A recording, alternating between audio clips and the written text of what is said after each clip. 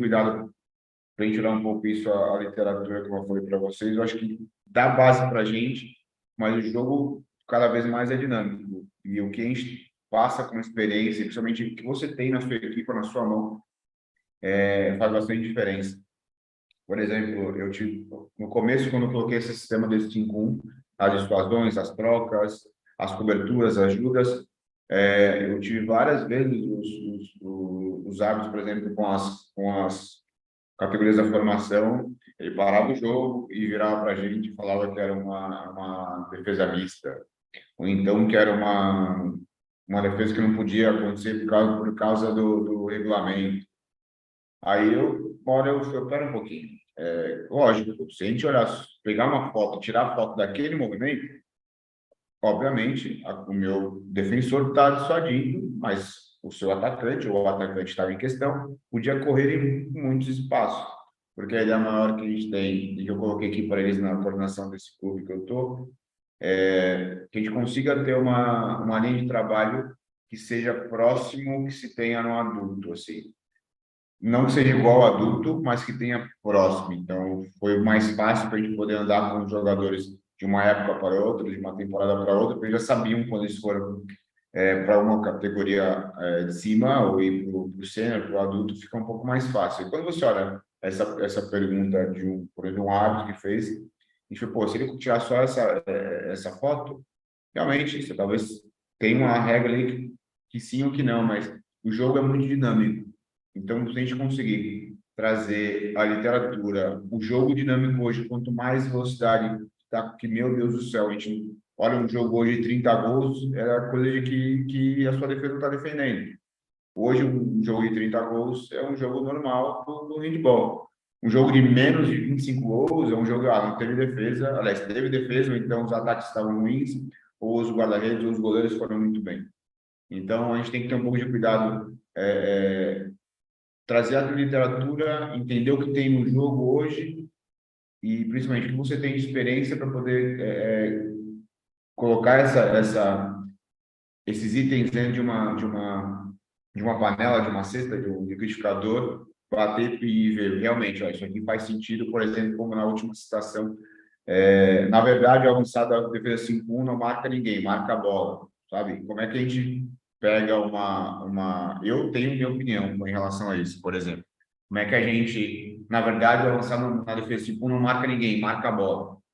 Então, vamos pensar, se eu olhar, pegar literalmente essa frase e pegar isso, tirar o contexto e levar para uma professora de educação física numa escola, que ele, por exemplo, não tem contato nenhum com o handball, é um professor, sei lá, tem mais focado em sabe que isso tem, que existe, do futsal, ou do vôlei, do basquete, ou do basquetebol, ou qualquer outro tipo de modalidade. Ele fala, não, então tá bom, se eu jogar um jogo 5 no meus jogos escolares, não preciso marcar quem está na frente, sim a bola. Então tá, então esse avançado marca só a bola, por exemplo, ele esquece o central dele e tem um desmarque, ele perde o desmarque em superioridade numérica todo o tempo, porque ele só marca a bola. Então, olha bem um pouco essa frase, pô, se tudo que a gente olhar fazer sentido a nível da literatura, mas no nível de você tem hoje de jogo, eu vou lembrar um pouquinho disso. O jogo é muito dinâmico, então precisa ter cuidado com o que a gente vai falar, cuidado com o que a gente vai observar, principalmente cuidado com o que a gente vai julgar, porque a gente está num trabalho do dia a dia de processo, a gente acaba pegando uma frase, uma fala, porque o Jordi faz assim, vou fazer assim. Importante entender o que a gente está e como e por que as coisas estão acontecendo nesse processo. Principalmente a sua equipe, claro. Eu tive até não digo isso, não foi nem estresse, isso foi muito mais. Na época, em 2017, acho que 16 ainda, 16.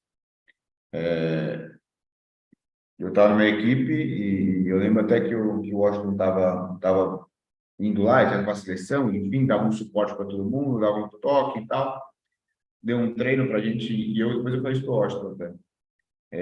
Deu um treino, era um jogo contra Metodista naquela época, e o Washington, estava eu, Lausda, e o Washington estava lá no treino, beleza, bicho, uma sexta-feira, o jogo foi sábado. Vamos ao jogo sábado.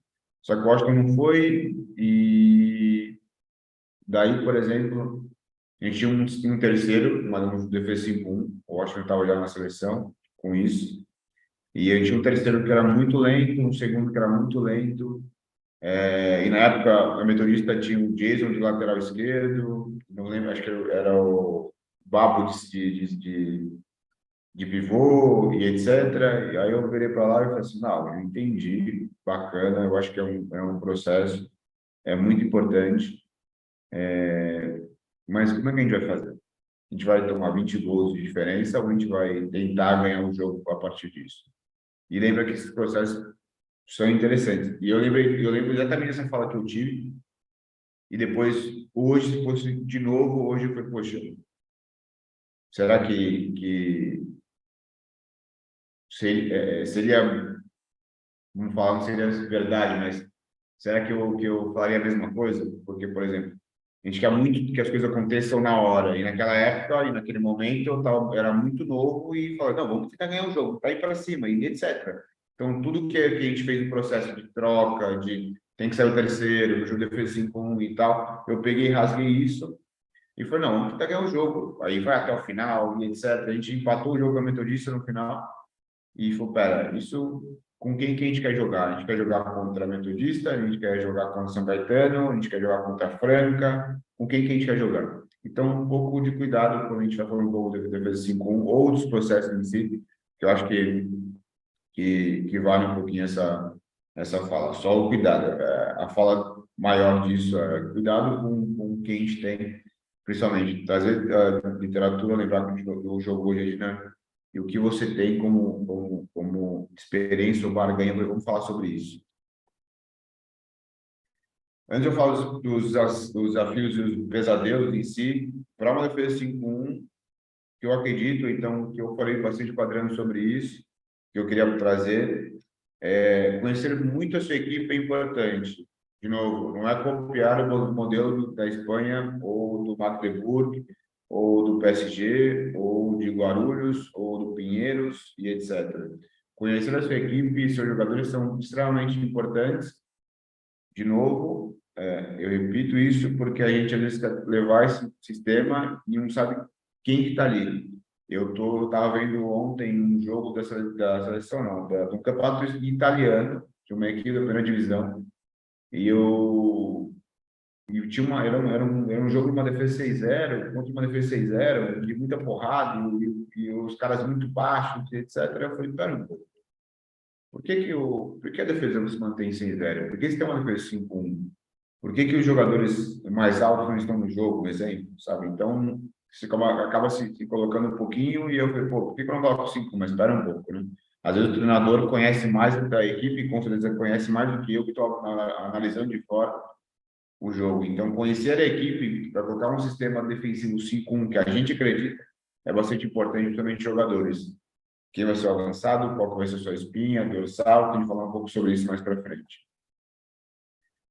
Foi aí que eu disse, no último workshop que a gente falou um pouquinho, Adriano, que era a questão da espinha dorsal, onde, para mim, o goleiro, o terceiro, no caso, o base, o avançado, são primordiais nessa defesa 5-1.